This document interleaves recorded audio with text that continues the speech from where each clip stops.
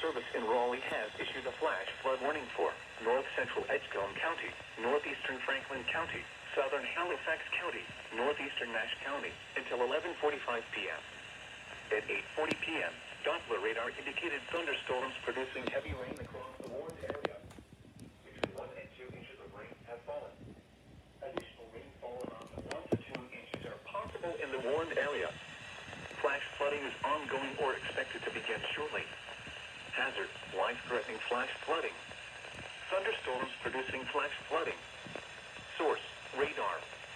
Impact, life-threatening flash flooding of creeks and streams, urban areas, highways, streets, and underpasses.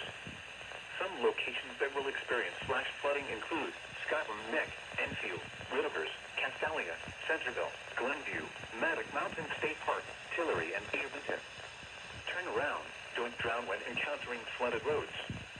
Most flood deaths occur in vehicles. Repeating, a flash flood warning has been issued until 11:45 p.m. for the following counties in North Carolina: Edgecombe, Franklin, Halifax, and Nash.